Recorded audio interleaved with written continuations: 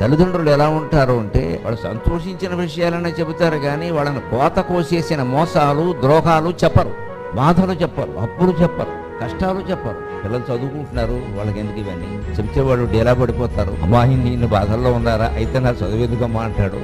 చదువుకోవాలి కదా అని చెప్పరు. యువతి యువకులుగా మీ బాధ్యత ఏమిటంటే కన్నీళ్లు రాకముందే తల్లి బాధ గమనించాలి, తండ్రి బాధ గమనించాలి.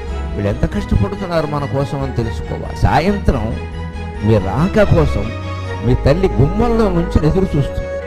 మీ తండ్రి వీలైనంత త్వరగా వ్యాపారం ముగించుకొని ఉద్యోగం ముగించుకొని ఇంటికి వచ్చేద్దాం, మా అమ్మాయి ఇస్తాడు, మా అబ్బాయి ఇస్తాడు, మా అమ్మాయి ఇస్తుంది, మా అబ్బాయి ఇస్తాడు. ఒకటి ప్రేమ, రెండు బాధ్యత కూడా. ప్రేమ ఉన్న చోట బాధ్యత ఉంటుంది, బాధ్యత లేదంటే ప్రేమ లేదు. ప్రేమ అంటే రాసుకు పోసుకు తిరగడం, అస్తమానం ఐ లవ్ యూ అనడం, ఓ ఫోటోలు దిగడం, పొద్దున్నే గుడ్ మార్నింగ్ చెప్పడం, ఇట్స్ ఆల్ నాన్ సెన్స్. ఇది ప్రేమగానే. Love needs responsibility. బాధ్యత అంటే తల్లికి ఉంటుంది, తండ్రికి ఉంటుంది.